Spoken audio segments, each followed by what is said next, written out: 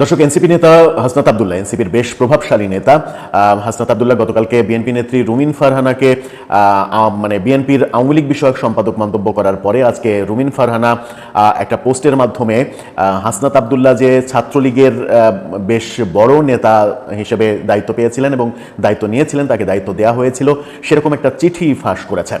মহা বিপদের কথা হচ্ছে, এই কথা তো এতক্ষণে আপনারা জেনে গেছেন যে কনসুলেট জেনারেল অফিসের মতবিনিময় সভায় ঢোকার মুখে আওয়ামী লীগ কি দশা করেছে। মানে ডক্টর ইউনূসের যে দশা তারা লন্ডনে করেছিল, নিউ ইয়র্কে তারা করেছে সেটা মাহফুজ আলমের জন্য। আওয়ামী লীগ যখন ক্ষমতায় ছিল তারা এই 15টা বছর কি না করছে, এত অত্যাচার, এত নির্যাতন, এত গুম খুন তো বিএনপির উপর করছে না, করছে তো বিএনপির উপর, জামাতের উপরে। কিন্তু ওরা কিন্তু ওই বিদেশে হাসিনা গেলে ওই নিয়ম মেনেই ওরা প্রোটেস্ট করতো। কিন্তু এই আওয়ামী লীগ আজকে যা করলো অত্যন্ত ন্যাক্কারজনক।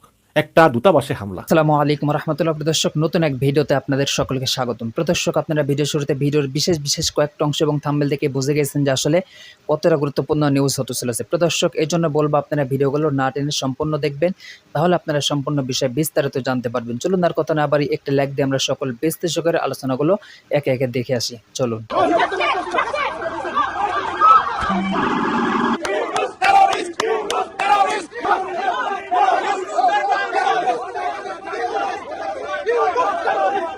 যুক্তরাজ্যে তো প্রায় 15-20 বছর ধরে আছি। এখন হয়তো বিএনপি কোনো আন্দোলন করে না, আর আন্দোলনের দরকারও নাই। মানে যুক্তরাজ্যের বিএনপির কথা বলতেছি, যেহেতু তারা ক্ষমতায় আসবে। কিন্তু আওয়ামী লীগের আমলে তো তারা প্রচুর আন্দোলন করতো, এবং আওয়ামী লীগের বিভিন্ন মন্ত্রীরা যখন আসতো তখন বিএনপিকে তেমন দেখা যেত না। মানে আওয়ামী লীগের কোনো মন্ত্রীরা আসলে অতটা কেয়ার করতো না। হ্যাঁ, প্রধানমন্ত্রী আসলে ওরা পুলিশের কাছে রিকোয়েস্ট করতো, পুলিশ বলতো ঠিক আছে, হোটেলের সামনে এই জায়গা দিয়ে দিলাম, এই 2 জায়গার ভিতরে থাকবা, থাকা এই 1 ঘন্টা বা 1.5 ঘন্টা প্রোটেস্ট করবা, তারপর চলে যাবা। তো বিএনপি ওটাই করতো, নিয়ম অনুযায়ী প্রোটেস্ট করতো, করে চলে যেত। কিন্তু এই আওয়ামী লীগ যা করতেছে এরকম কিন্তু দেখি নাই। আওয়ামী লীগ যখন ক্ষমতায় ছিল তারা এই 15টা বছর কি না করছে, এত অত্যাচার, এত নির্যাতন, এত গুম খুন তো বিএনপির উপর করছে না, করছে তো বিএনপির উপর, জামাতের উপরে। কিন্তু ওরা কিন্তু ওই বিদেশে হাসিনা গেলে ওই নিয়ম মেনেই ওরা প্রোটেস্ট করতো। কিন্তু এই আওয়ামী লীগ আজকে যা করলো অত্যন্ত ন্যাক্কারজনক। একটা দূতাবাসে হামলা। এই দূতাবাসে হামলা মানে ওই দেশের উপরে হামলা। কারণ ওই আমেরিকাতে কিন্তু দূতাবাসটা কিন্তু একটা ক্ষুদ্র বাংলাদেশ। কারণ ওই দূতাবাসের জমিটা কিন্তু আমেরিকার আইনের ভিতরে না, এটা বাংলাদেশের আইনের ভিতরে। তো আজকে সেই কনসুলেটে যারা হামলা চালালো তারা অবশ্যই অপরাধী।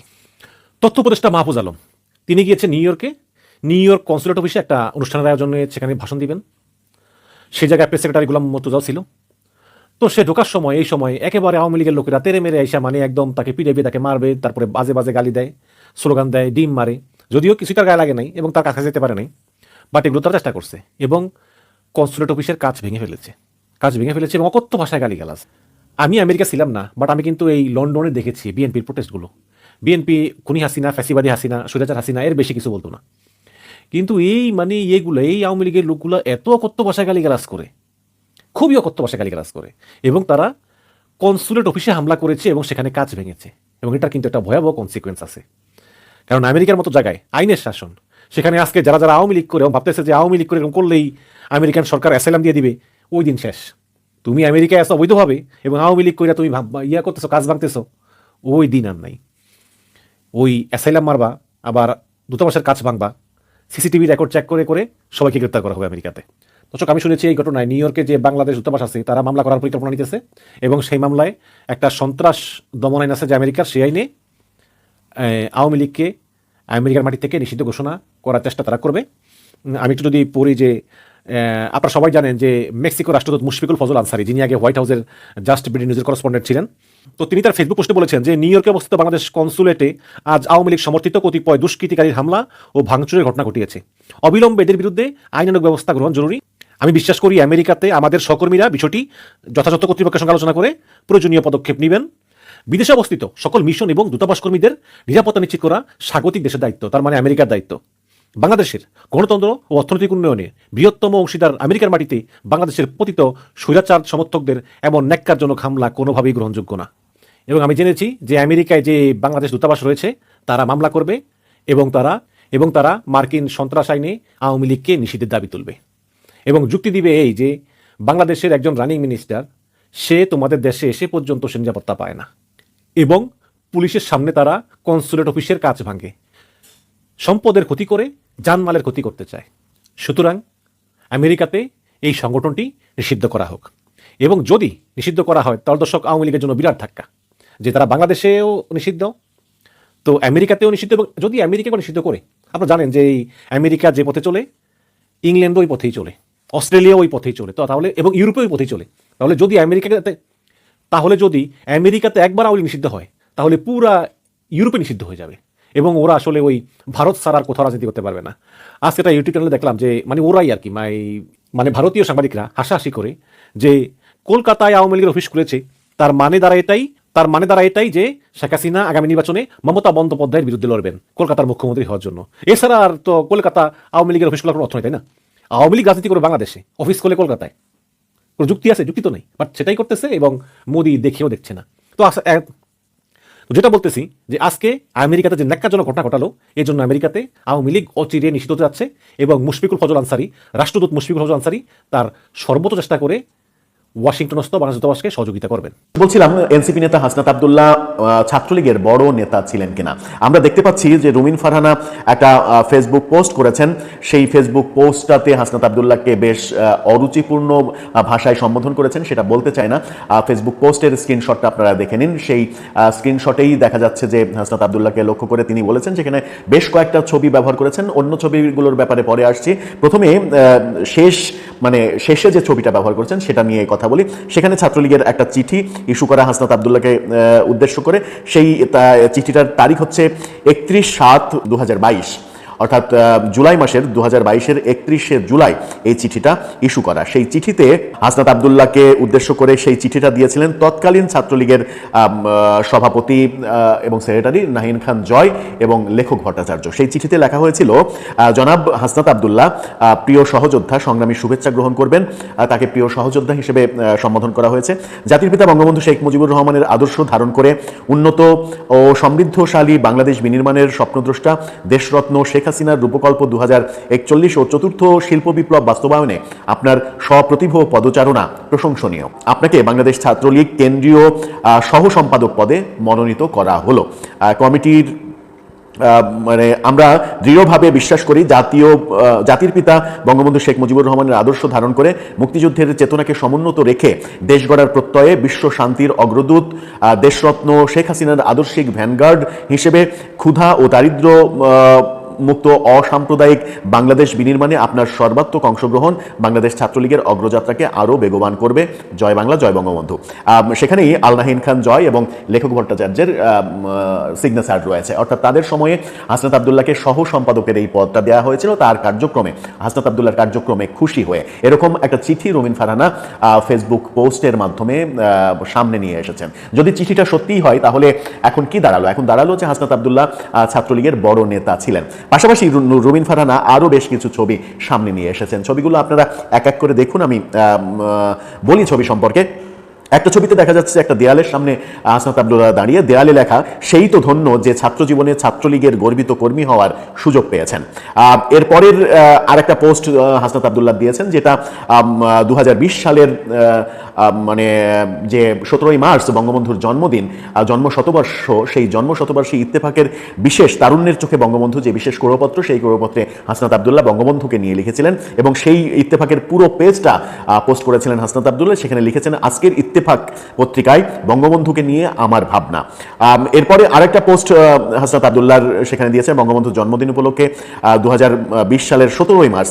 লেখাটা পোস্ট করেছিলেন 18ই মার্চ। 17ই মার্চ যে পোস্ট করেছিলেন বঙ্গবন্ধুর একটা বিলবোর্ড, ঢাকা বিশ্ববিদ্যালয়ে স্থাপিত বিলবোর্ডের ছবি দিয়ে সেখানে লিখেছিলেন, আমি জন্মদিন পালন করি না, আমার জন্মদিনে মোমের বাতি জ্বালিও না, কেক কাটি, মোমের বাতি জ্বালি না, কেক কাটি না। এদেশের মানুষের নিরাপত্তা নেই, আপনারা আমাদের জনগণের অবস্থা জানেন, অন্যের খেয়ালে যে কোনো মুহূর্তে তাদের মৃত্যু হতে পারে। আমি জনগণেরই একজন, আমার জন্মদিনই কি আর মৃত্যুদিনই কি, আমার জনগণের জন্য আমার জীবন ও মৃত্যু, আমি তো আমার জীবন জনগণের জন্য উৎসর্গ করেছি। পিতা বঙ্গবন্ধু শেখ মুজিবুর রহমান, এখানে বঙ্গবন্ধুকে পিতা হিসেবে সম্বোধন করছেন হাসনাত আব্দুল্লাহ। আরেকটা পোস্ট করেছিলেন তিনি, যে ঢাকা বিশ্ববিদ্যালয়ের ভিসিকে, তৎকালীন ভিসিকে যে আওয়ামী লীগের দালাল, আওয়ামী লীগের ঢাকা বিশ্ববিদ্যালয়কে একটা দেউলিয়া বিশ্ববিদ্যালয় হিসেবে প্রতিষ্ঠিত করেছেন, যার বিরুদ্ধে ছিল সেই ভিসির সঙ্গে ছবি দিয়ে তিনি পোস্ট করেছেন, ভালোবাসি স্যার, শত প্রতিকূলতায় নির্ভীক এক সৈনিক, আপনার ভ্যানগার্ড হয়েছিলাম, আছি এবং থাকবো। অর্থাৎ আওয়ামী লীগের সেই ভিসির ভ্যানগার্ড হিসেবে ছিলেন, আছেন, থাকবেন, এই ঘোষণা দিয়েছেন। এই ছবিগুলো দিয়ে রুমিন ফারহানা মানে বোঝাতে চেয়েছেন গতকালকে রুমিন ফারহানাকে যে বিএনপির ছাত্রলীগ মানে আওয়ামী লীগ বিষয়ক সম্পাদক হিসেবে হাসনাত আব্দুল্লাহ বলেছিলেন, তারই প্রতিক্রিয়া জানালেন হয়তো রুমিন ফারহানা। কিন্তু সেখানে যে প্রশ্ন, হাসনাত আব্দুল্লাহর এরকম তো অনেক পোস্ট খুঁজে পাওয়া যাবে ফেসবুকে, এখনো খুঁজে পাওয়া যায়।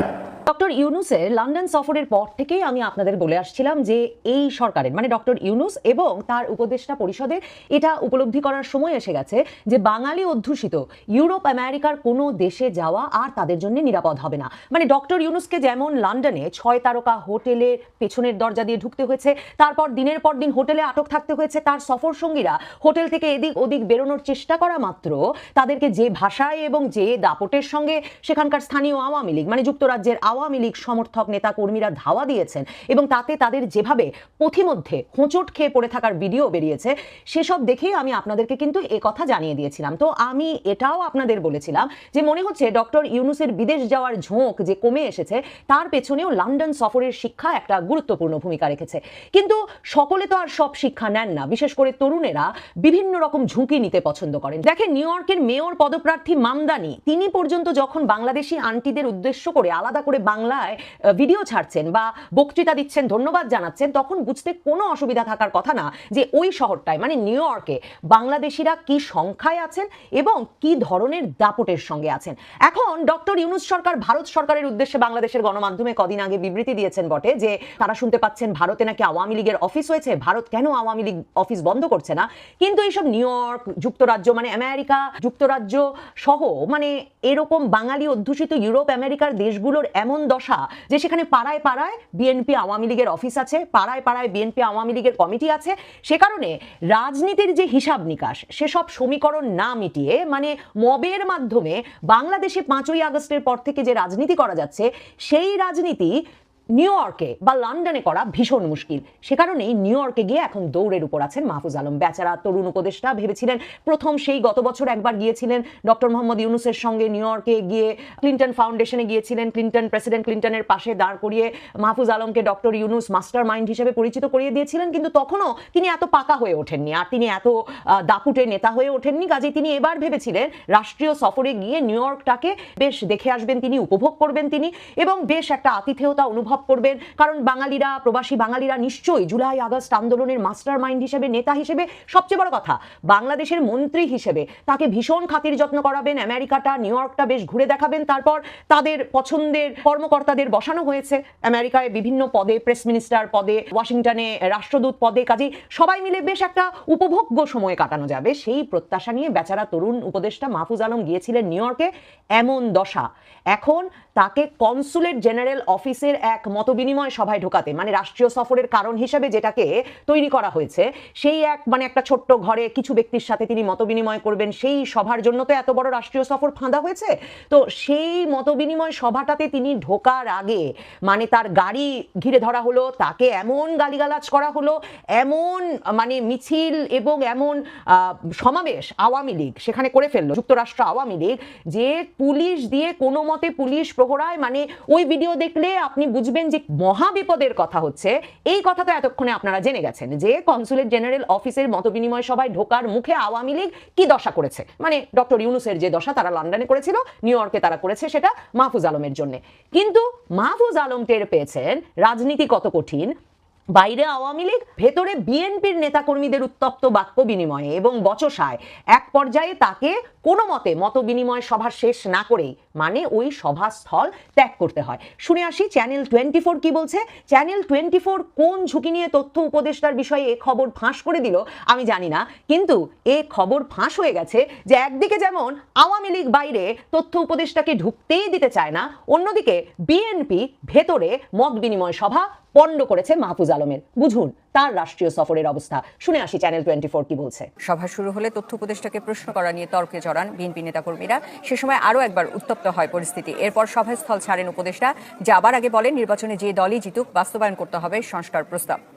এখন মাত্র আপনারা যেই ফুটেজটি দেখলেন এগুলো খুব মূল্যবান ফুটেজ, সে কারণে দেখিয়ে রাখলাম, কারণ তথ্য উপদেষ্টা বলে কথা, এসে তিনি নিশ্চয়ই ধমকাবেন চ্যানেল 24 এর সংবাদ বিভাগকে, নিশ্চয়ই দু একজনের চাকরি এদিক ওদিক হবে এবং নিশ্চয়ই এই ভিডিওটা আর নাও থাকতে পারে। এই ভিডিওটাতে এই ফুটেজটি আমি আপনাদেরকে আবার দেখতে অনুরোধ করব, এই কারণে দেখবেন সেখানে বাংলাদেশের প্রেস মিনিস্টার গোলাম মোর্তজার দায়িত্ব কোথায় গিয়ে ঠেকেছে। মানে এখন রীতিমতো যাতে উপদেষ্টাদের জানের ওপর শরীরের ওপর কোনো আঘাত না আসে সেটা রক্ষা করার দায়িত্ব এসে বর্তেছে এই সাংবাদিক প্রেস মিনিস্টারের ওপর। তো কাকে প্রেস মিনিস্টার বানানো হয়েছে? বাংলাদেশের দূতাবাসে বানানো হয়েছে গোলাম মোর্তজাকে। গোলাম মোর্তজা চাকরিটা নিশ্চিত করেছেন কারণ তিনি বহু বছর ধরে ইউনুস সেন্টারের পয়সায় বিভিন্ন দেশে সফরে যান ডক্টর ইউনুসের সঙ্গে সঙ্গে এবং ফিরে এসে বাংলাদেশের সংবাদ মাধ্যমে ডক্টর ইউনুসের একটা প্রশস্তি লেখেন, তিনি যে কত বড় বিশ্ব মানব সে বিষয়ে বয়ান লেখেন এবং লিখে তিনি ডক্টর ইউনুসের প্রিয় ভাজন হয়ে উঠেছিলেন। মানে তিনি একটা দীর্ঘ সময় ডক্টর ইউনুসের ব্যক্তিগত সাংবাদিক হিসেবে কাজ করছিলেন, কাজেই তাকে এই চাকরিটা দেওয়া হয়। এই বেচারা গোলাম মোর্তজাও প্রেস মিনিস্টারও নিশ্চয়ই ভেবেছিলেন এবার বেশ যুক্তরাষ্ট্রে সাজিয়ে গুছিয়ে কয়েক বছর বসা যাবে, কারণ নির্বাচন কবে হবে না কবে হবে তার কোনো ঠিক নেই, বিএনপি এলেও হয়তো তাকে রেখে দেবে। কিন্তু দেখুন এখন তার দায়িত্ব হয়েছে রীতিমতো মাহফুজ আলম বা কোনো উপদেষ্টা গেলে তাদের গায়ে যাতে হাত না পড়ে সে ব্যবস্থা করা। মানে কারো জীবনে কোনো শান্তি নাই। কিন্তু দেখেন হাতাহাতি থামাতে পেরেছেন বটে এবং সভাস্থল ত্যাগ করে কনসাল জেনারেলের একটা কক্ষে গিয়ে বসেছেন বটে মাহফুজ আলম নিরাপদে, কিন্তু বাইরে তো আওয়ামী লীগ, কাজেই মাহফুজ আলমকে তখন বাঁচিয়ে বের করার তো কোনো উপায় নেই। ওইদিকে আওয়ামী লীগের লোকজন মানে কিছুতে, পুলিশ তাদেরকে কিছুতে থামাতে পারছে না বাইরে, এবং তারা টেরোরিস্ট মাহফুজ আলম টেরোরিস্ট এই বলেই যাচ্ছেন। এই অবস্থায় নিউ ইয়র্কের কনসুলেট জেনারেল অফিস থেকে ফোন করা হয় পুলিশকে, এটা আবার পড়লাম প্রথম আলোতে।